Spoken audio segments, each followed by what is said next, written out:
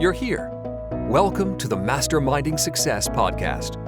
They say if you want to be successful in business and in life, then surround yourself with successful people. So pull up a seat. The mastermind is about to begin. Hey, glad you could join us for another episode of the Masterminding Success podcast. We're your host, Keith Wheeler. And Nuria Corby. And what are we talking about today, Nuria? Today we're going to talk about how often should I publish books? And I get that quite a lot, that question. So it was a good idea of yours to come up with that topic. So what do you think about it? I get that question all the time. And I think unfortunately, people might be a little disappointed that, like with many things in business, there's no one size fits all. I think when it comes to, a lot of it's going to depend on what you're publishing, what kind of books. Obviously, if you're publishing epic novels, it's going to be different than if you're publishing short reads. Yeah, absolutely. I think, every book is different. Even within the same genre, you can have a book that will take a lot longer than others. But I think when people ask that question, what they're really asking is, how quickly can I get a book out? Or does it matter if I don't publish for a while? I mean, there's a lot of questions behind that one question, or a lot of reasons why people ask that question. And I think if you're asking, how often shall I publish a book? Because you're thinking, maybe I earn more the more I publish. If that is the question behind it, then I would say, the days where we used to say, the more books you have, the more you earn. I don't think I ever said that, but I think there was a time when people did say that, where it was all about quantity, and that meant that you gave more choice to people. And I think those days have gone. It's really not about quantity now at all. I think that it really depends, like you said, on the type of book. And there are certain books where you can publish more than one book and sort of make it consistently. I'm thinking notebooks, for example, although notebooks are tricky now as well because of the royalty decreases. So, they tend to be a bit more expensive now. Is it worth it now? I don't know. There's all these kind of questions. But notebooks are the typical sort of books where people used to think, I need to churn them out in quantity. Same thing for logbooks or journals. They used to be the sort of books where people used to publish quite a few of them. And luckily, Amazon has narrowed that down now to 3 books per day, which I think was a good move, because that avoids a lot of problems. So yeah, I totally agree with you when you said it depends on your book. And it depends on the question behind the question. So if you're asking because you want to be productive, let's put it that way, if you want to be productive and create a lot of books, I would say, it's such a difficult one to answer, but I would say that if a book takes less than a week, it's probably not enough time. I don't know. What would you say? Would you say a week for a very simple sort of book? Is that too long, or is that about right? It's really difficult to answer that question without knowing exactly what people are going to publish. Right. Yeah, without knowing what kind of book it is. Yeah. I think for business, regardless of what kind of book you're creating, one of the first things that I always tell people, because if you want to treat this as a business, if you really want to make money self-publishing books, then it's not a get rich quick. So if you think it is, then I'm here to tell you it's not. No. And so there are definitely other things that you can do online to make money online faster than when it comes to creating books. That said, I think the big thing, regardless of what type of book you put out, is what can you do consistently? What is something that is sustainable? Yeah. Because I've seen people, they start off and, they're excited and they just start knocking out books left and right. And one, obviously they have to be good quality. Assuming that we're putting out good quality books, and they figure out they can do, let's say, one a week, right? But if that's not something sustainable, then what's going to happen is, yeah, you might start getting success doing that because you're putting out quantity. But is that something it's going to last? Once you stop doing it or you start doing it inconsistently, then the people that are maybe following your brand, following you on Amazon, which if you don't know, people can follow you as an author on Amazon. And they're going to, if you aren't doing something consistent, they don't know what to expect. They don't know when you're going to come out with something new. They're just going to follow somebody else. And so you're going to see these ebbs and flows when it comes to sales. And you're going to see that in business anyway. There's going to be, seasons where, obviously most of the time you're going to hear Q4 is going to be really big, and then, maybe Q1, Q2 will be less. But again, I think the important thing is, and this is just in business in general, is stick to consistency. You don't have to, throw everything at the wall and see what sticks, and you don't have to go at it like a bull in a china shop, and then after a month you're all burnt out, and then you just stop. Yeah. Being consistent, finding something that is sustainable long term from a business standpoint is going to help you overall. Absolutely. I definitely agree with that. And you said something that makes a lot of sense, because you said, how it was like, how long have you got to create a book per day, for example? How Right. many hours a day can you spend on it? Maybe you can't spend an hour a day, maybe it's half an hour. So obviously it'll depend on the time that you have available, on how quickly you can bring out a book and how often you can bring out a book. And consistency is such a good a good subject, because I kind of believe that consistency is everything when it's a creative business like ours, because it's not always the it's not always the one book that sort of makes your money. Sometimes it's different books slowly Right. adding up that creates, and you can only really do that by being consistent. So yeah, really difficult question for me to answer, how often should you publish, because it depends on so many things. We said it depended on the type of book. Now we're also saying it depends on how much time you can spend every day or every week on writing your book. So there's a lot of things, and the types of books, it's obvious, a children's book, a picture book will take longer than a journal, for example, but then Right. a non-fiction or a fiction book will take even longer. So it really depends. But I think if we're asking, how often should you bring out a book? Is that even necessary? Is it necessary to bring out books consistently? And I would say, if I had to answer that, I would say it's not necessary, but it's advisable. I think that if you can bring out books consistently, I mean, and it doesn't matter how often, whether it's one a week, one a month, one a year, if that's consistent, I think that helps, because I think I've always had the feeling that Amazon is a little bit like Etsy and eBay and Amazon Right. Marketplace, that the more you upload things to their site, the more they push your products. I don't know if that works like that for KDP, but every other platform I've been on has always worked like that. Etsy pushes your products if you're active on Etsy. Right. Same with eBay, same with Amazon Marketplace. So I think from that point of view, I think it helps. Right. And it also helps because if you've got an audience and they know your books, they kind of expect, if you're publishing a book every month, they expect that. So then you have to, if you are publishing at a certain speed, you kind of have to keep up with that, because then Hmm. your readers will expect you to bring out a book every so often.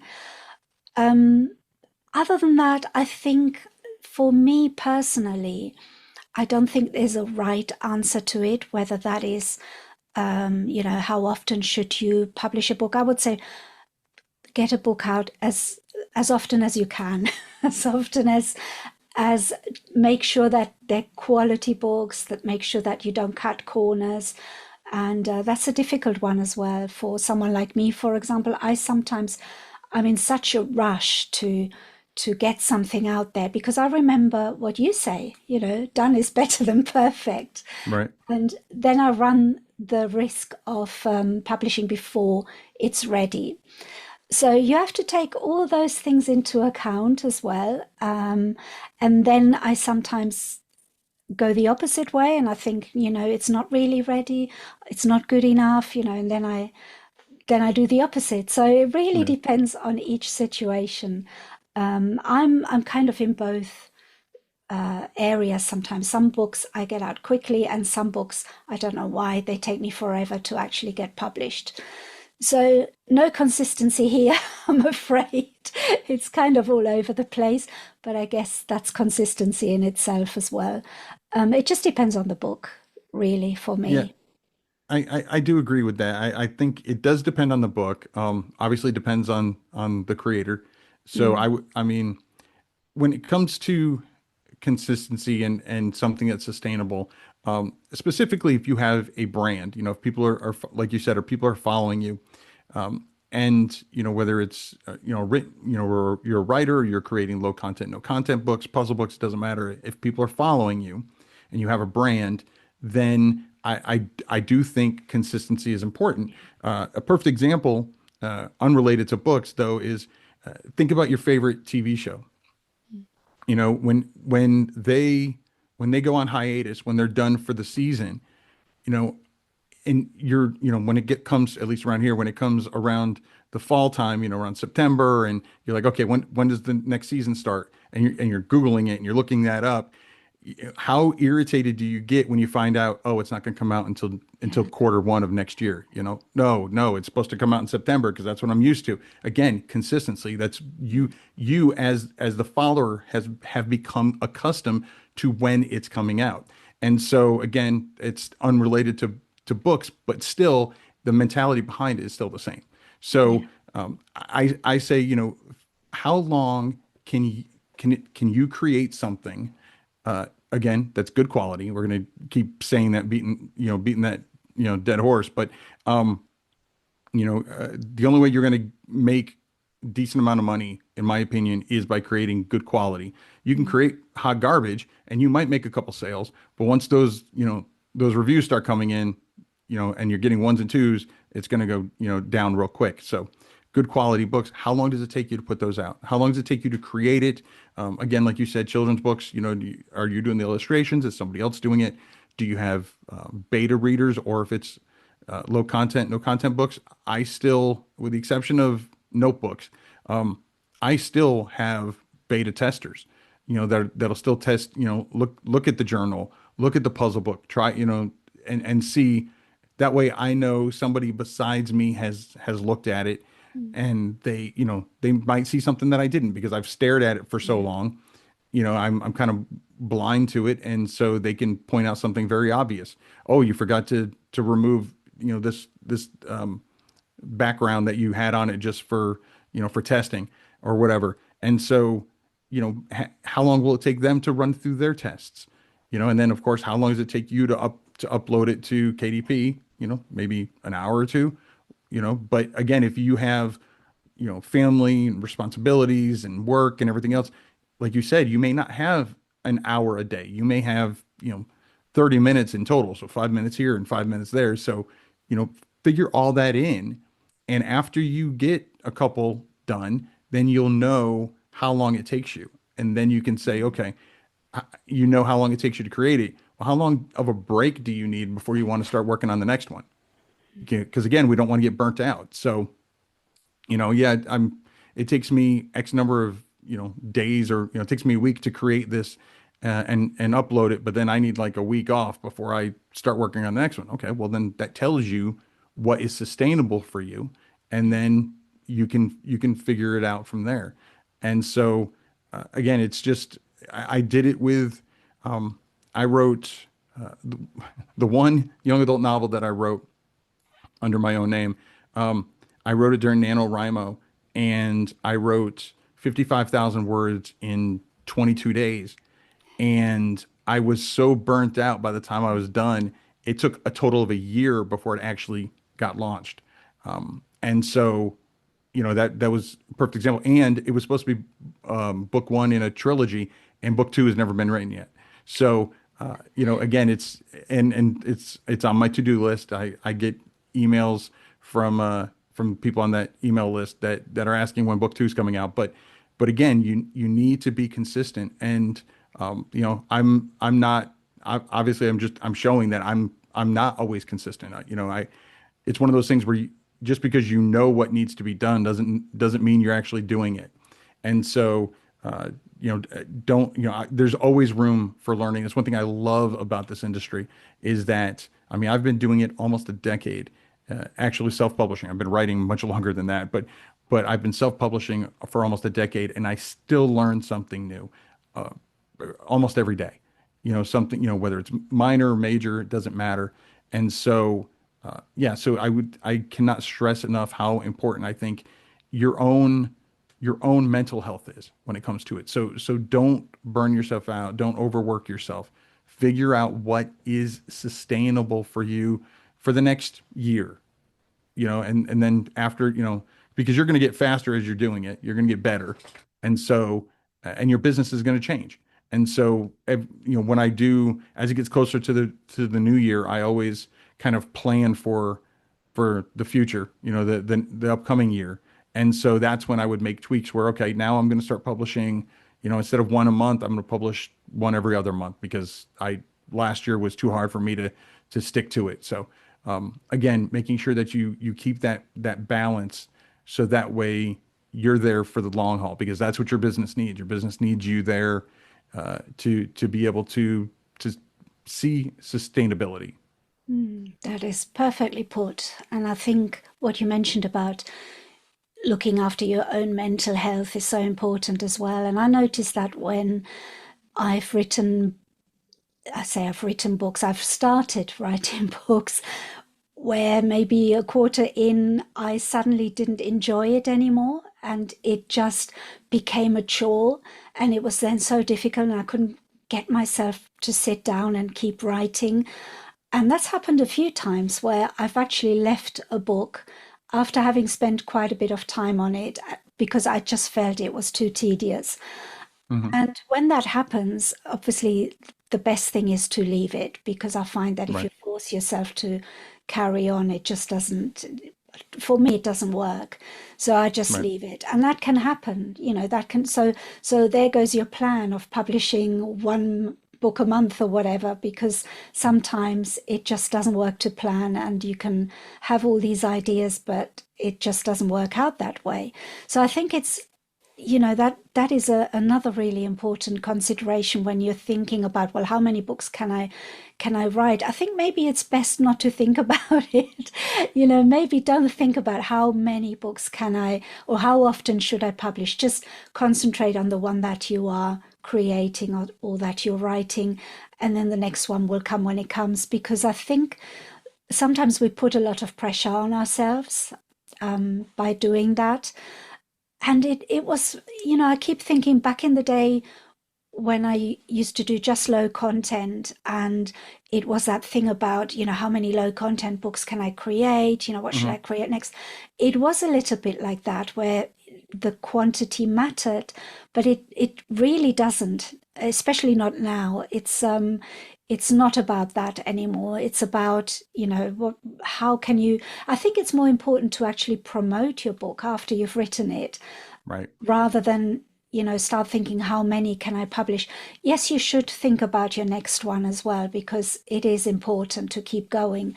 But I think there's a lot of other stuff that you need to do as well. And one of them is promoting your books. So I think, yeah, it's really depending on your mindset and your state of mind, and that plays another role in it. So it's not Right. just, what kind of book, but how do you feel about it as well? So that's another thing to consider. And that makes the question of how often should I publish a little bit more complicated as well, because that's another thing to think about. Yeah, I've seen people, and like I said, where they'll when they first start out, they just knock out a whole bunch of books, and again, they end up getting burnt out, and that's one reason why I say, what is sustainable. So, let's say that you're writing, I'm just gonna say short reads, if you're writing Kindle short reads and you knock out five of them in a month, instead of publishing five in a month, publish, because then you might get, bored or burnt out or whatever, and then you're not going to work on it for 2 or 3 months. So take those five and space them out. So launch them, one every other month. So you now have those 5 books are now 10 months worth of products that you can put out. So then now you have 10 months before you have to really start putting out more content. So it's, it makes it again more sustainable. And I know I keep saying that, but I think that's really the big part of any business really is obviously consistency, but also sustainability. Because if you are publishing, every, putting out 2, 3 books every day, how long can you really sustain that, Yeah. long term? Yeah, absolutely. I think that, is together with consistency. They kind of have to go together. Right. But yet, like I said, I mean, for me, it's a really difficult question to answer because, like we talked about, all these different things that can affect your output.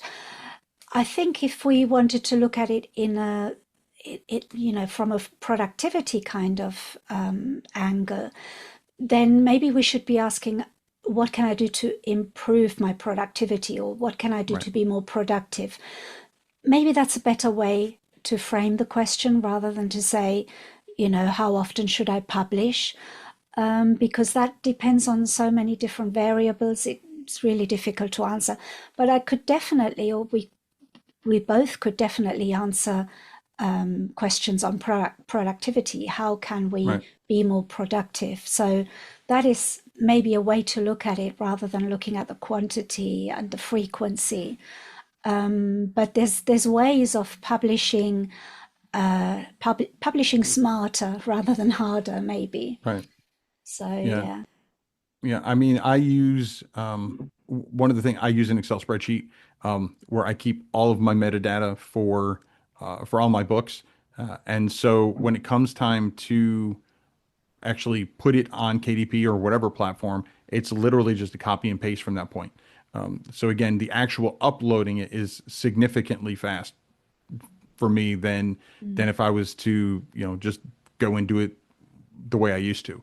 And so, I mean, like I said, I can just copy and paste and I can have Lulu open on one, Ingram Spark open on another, and KDP open on the other, and literally just copy and paste it to all three sites, Yeah. And so I'm able to do that and publish wide quicker. But and again, that's just obviously that's just the uploading process. But yeah, I mean, having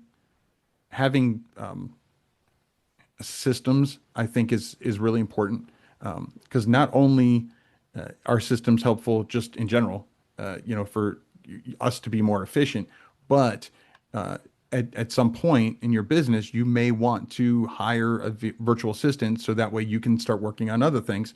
And if that's the case, having systems means you're going to save money because it's going to take them less time to do it. So you're paying, because most of the time you're paying by the hour. And so, having something like a spreadsheet where they can just copy and paste everything from it into the different spots on KDP or whatever platform, will save them time, which saves you money. So I definitely think whatever it is, having a system is a great way to become more efficient. Definitely. Yeah, I think your method with the spreadsheets is really clever. I'm doing something similar. I use tangent templates, and there's a template. I can't remember what it's called now, but there's one bit that I always use when I upload my books, where it's already got the previous book, if it's in the same sort of style of book. It's got all the details, all the metadata, and it just auto-populates it onto Amazon. So, but yours is much cleverer because obviously I can't use the tangent templates one on Ingram Spark or on any other platforms, whereas you can do that with your system of your spreadsheet system. So I think I might Mhm. copy that. Well, That's a good idea. and honestly, it helps me in other ways too, because I have, like, for example, the keyword slots. I've got the 7 keyword slots. Exactly. When I want to trade out, if after a while I see, Yeah. that maybe this keyword phrase, people start saying it differently. They type it in differently. Um, if I had it just in KDP and I didn't have an Excel spreadsheet, then once I remove that and I replace it with something else, I'd never know what that was. Yeah. And what I just put in there might end up working less, worse than what I had before. Now I have that backup. I can always see what was there before, Yeah. by having it in that spreadsheet. So that's when I actually started doing it, was when I started changing my keywords. And we can do a whole a whole podcast episode on, should you or should you not change your keywords periodically. But disclaimer or a little spoiler, I do. And that's when I did that, because the first time I didn't have it in the spreadsheet. I had other things in my spreadsheet, but not my keywords. And I was like, oh, it's not doing, a month later after I changed it, it was doing worse than it was before. And I wanted to go back. I'm like, What how, were they? what were they? Right. So I never was able to find exactly. I knew about what it was, but Yeah. but it still never went back to what it was. So again, from that point on, I'm like, nope, we're gonna have, I just move those over to a, old keyword one slot or old keyword two slot, and I'll keep them for, literally. I have this a metadata file for each. I have one for all of my books Mhm. under that particular pen name, but also a master sheet that has all of them for all my books. So I can give that to my VA and they can, make tweaks or whatever. Yeah. That's such a clever way of doing it. Definitely a good tip. Um, what do I do to be more productive? I think I'm the type of person I procrastinate a lot. My motto is, yeah, I'll do it later. Hmm. That's kind of what I do a lot. So to counteract that, I sometimes set myself a time space. Like I say, every day between 10 and 11, I'm just going to sit down and do book work. I call it book work, anything to do with creating books or writing, Okay. I'll do that. And then you can kind of, if you've done an hour and you're still quite into it, you can prolong that, but at least Right. it's getting started. That's difficult sometimes. I'm doing housework or I'm doing something else, and I've got to do this book. I'll do it later. That's sort of what happens. But you can't when you're running it as a business. You have to really, and this is the difficulty I find sometimes when you're working from home. It's very hard sometimes to separate the two. It's not Right. like when you go into your office. I used to go to the office and that was it. I was in the office. I had to work. Whereas when you're at home, it's so easy to go into the kitchen and get a snack, and then Right. that's your work interrupted. So you have to kind of avoid situations like that. And that's what I do. I set a timer, or I set a time where I have to go into the office and do the thing Mhm. that I was going to do. Um, but yeah, I mean, more often than not, I'm in the office all day long as well. And then I have to do the opposite, take time out. That's Right. another thing that can happen. I was gonna say that. I was gonna say conversely, Yeah, because you work from home, that it's easier to work longer than you should. And absolutely. that's, yeah, and so Yeah. that's definitely an issue that I've run into, Mm, on more than one occasion, to where mm, it's like, okay, no, does this have to be done today, or can it be yeah. put off till tomorrow? And so, yeah, I do exactly what you said. With time slots. And also, I also find that, at least for me, having certain days dedicated to certain things, like Mondays are research day. I absolutely, much like you, I absolutely love research. That said, as with most people, Mondays you always have Mondays are always like the most dreaded day of the week, right? And so because of that, I made Mondays, which are normally the most dreaded day of the week, the day that I do what I love, what I enjoy doing, Yeah. pretty much the most besides actually writing. And so by making it a positive, it makes it easier for me to get at the get at the desk. And again, I do have a time slot, like you said, and it just gets me in the seat, butt in chair, as my grandmother would say. And and then, whether it's an hour and it goes over, that's great. Yeah. But at least I get that hour done. And I think one thing that has helped, I've done it a couple times, but I know it's helped my son when I suggested it to him, is especially if it's those days that you're doing something you don't like doing, like maybe you don't like marketing promotion, but you got to get it done in order to get more eyes on your book. Giving yourself rewards, kind of stimulates the happy gene inside you, give you that little burst that you need. So, giving yourself a high five, giving yourself, a little Hershey kiss or whatever when you've accomplished whatever that goal was, whether it was an hour or a specific task or whatever, just something. And it doesn't take long before your body knows that, oh, if I sit in that chair and do this hour, I'm going to get a candy bar, or I'm going to get whatever. And it sounds trivial, it sounds childish, but it doesn't take long really for it to change your mind, switch your mind a little bit. And it's just like, if you first start going to the gym and you dread going to the gym, but after a while you start going and you actually start looking forward to it. And it's the same thing. You start, by setting time, as well as, giving yourself rewards, especially if it's a task that you really don't want to do. Giving yourself small rewards can be enough to trick your brain into being excited about it. I do that a lot with a cup of coffee when I'm Yeah. doing something that I'm not enjoying. It would be so easy to, oh, I'm just going to have another coffee. No, I say to myself, let's just finish this and then I can have another cup of coffee. And then that way it's kind of a little bit of a reward. Yeah. It's, every one of us is so different. Our lives are so different. I think about Hmm. that quite a lot when I compare my situation now to when I was younger and I had the children.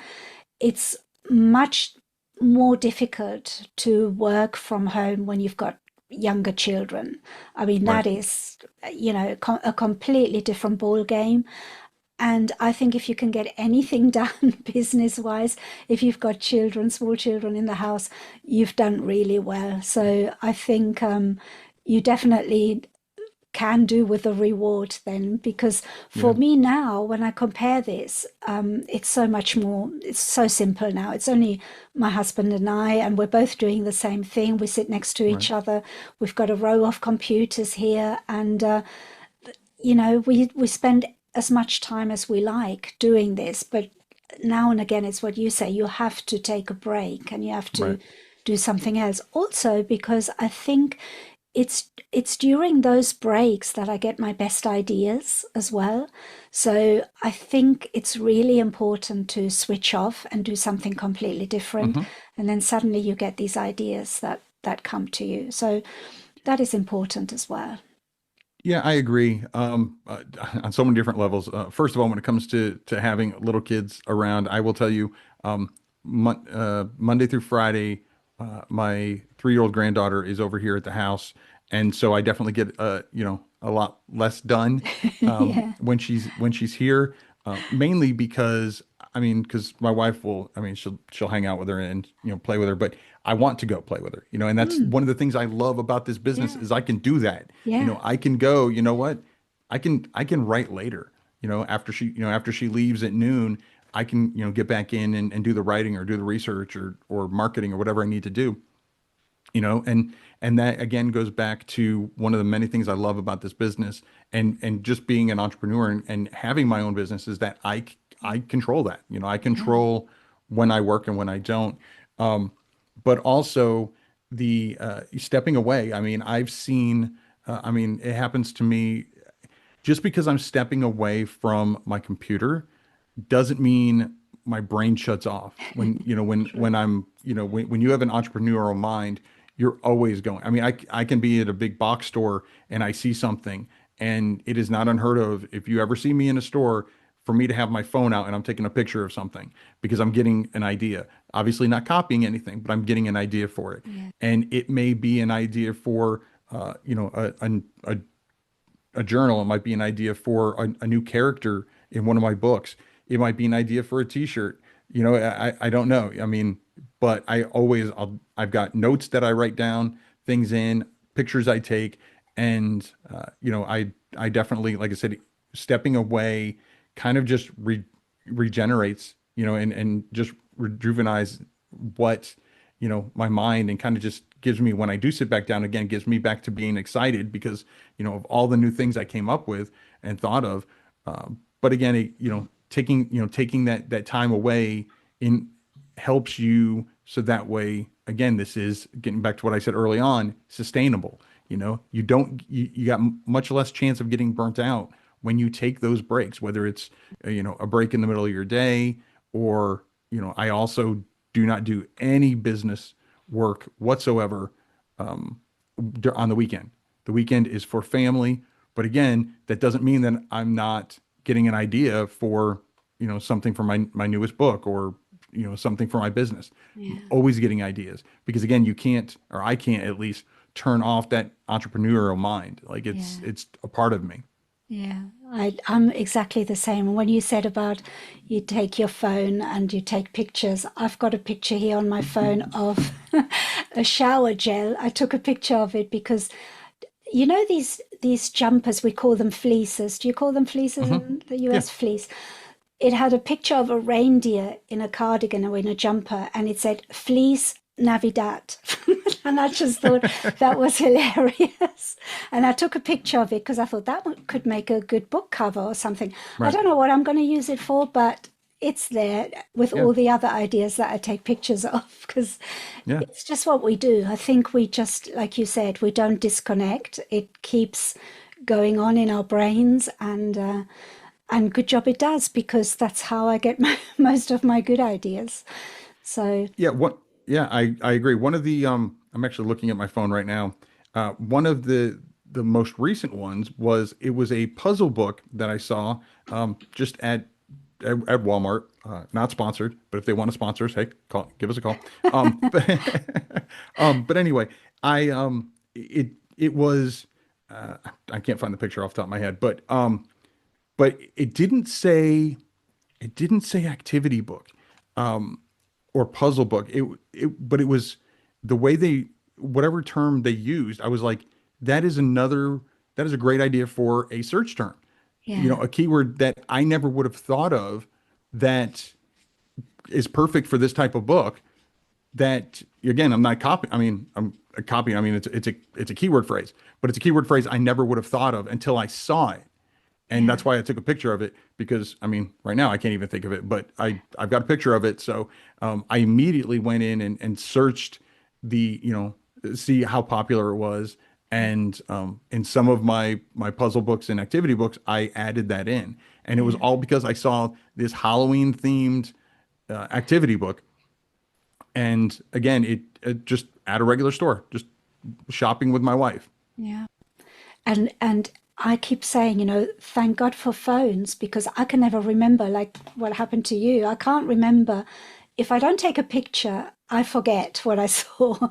So All I right. have to either take a picture or write it down. So my phone is full of different things that if someone goes through my photos, they'll say, "What's that?" Well, no idea what that Yeah. is. Yeah, what is it, and how are they all related? Like, were these all Yeah. taken by the same person? Definitely a strange collection of photos, but it works. It works for me. And I've actually, this was years ago, but the book that really propelled me to create more books was from a picture I took of another book when we went to a bookstore, and I saw it, and I thought, "Oh, I could create a book like that." And there wasn't, at the time, there weren't many on Amazon.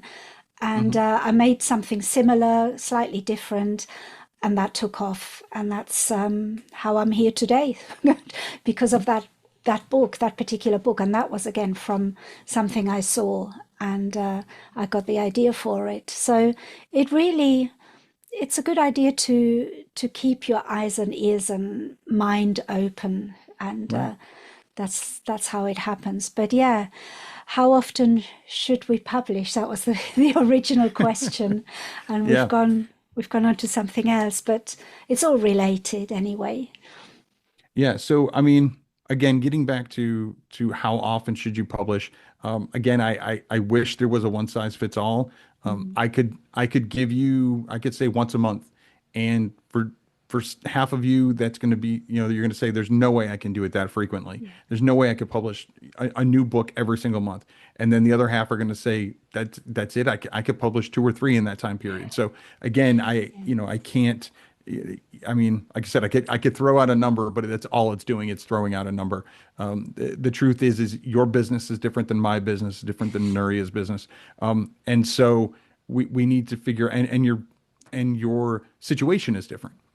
Not just your book and your business, but your situation. Like you said, if you've got kids around, little kids around, you most likely have less free time than someone who doesn't. Mm. And so, if you volunteer or you've got, a job where you work 60 hours a week, obviously, like I said, the time that people have to focus on whatever they're creating is going to be different. So, I would say the answer that I could tell all of these people, regardless, is figure out what you can do consistently and that you can sustain for, I would say, at least a year. Mm.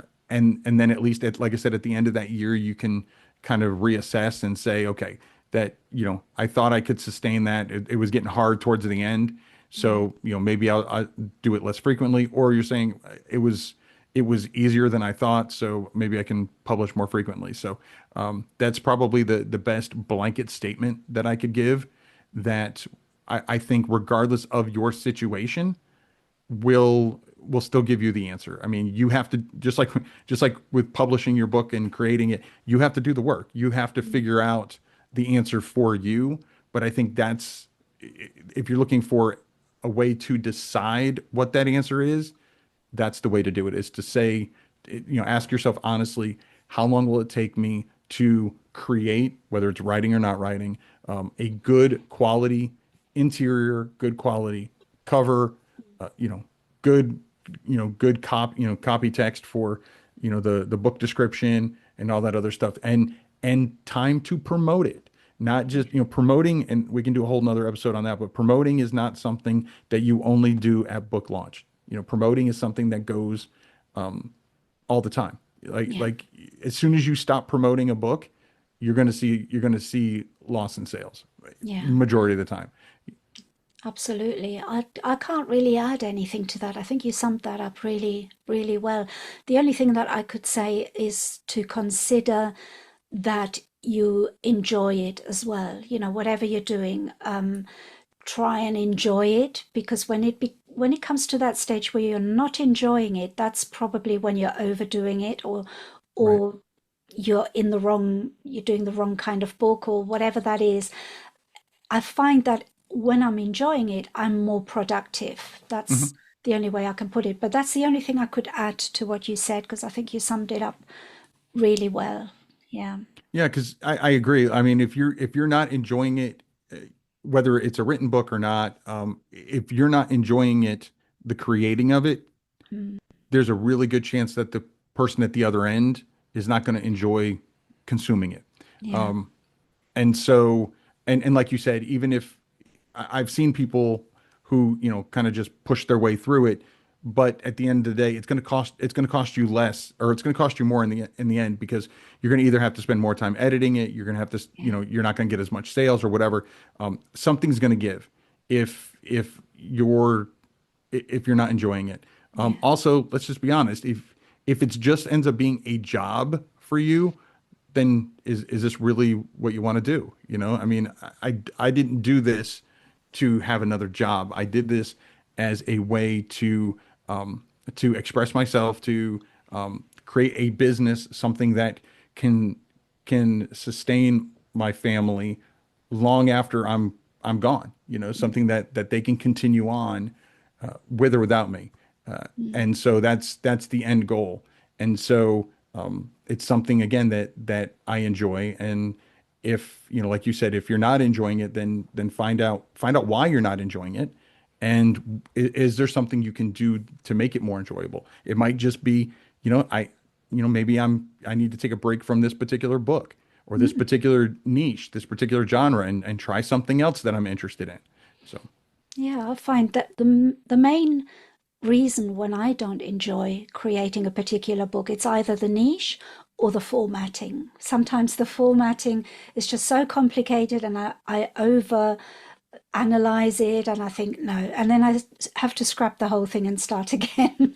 But that can happen, and yeah, that's yeah. that's basically it. Yeah, if there's if there's just a part in the business that you don't enjoy, my suggestion is find someone else who can do it for you. But Great. that's for another episode, outsourcing. Yeah.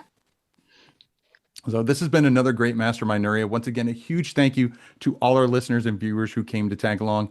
If you enjoyed today's mastermind, please consider following or subscribing to the podcast, and maybe even leave us a review and let us know what you thought. Until next time, I'm Keith Wheeler. And I'm Nuria Corby. Have a good one. Bye-bye. Thanks for joining the Mastermind today. Be sure to follow the podcast on your platform of choice and tell a friend who would enjoy it too. Your support is greatly appreciated. This has been the Masterminding Success Podcast.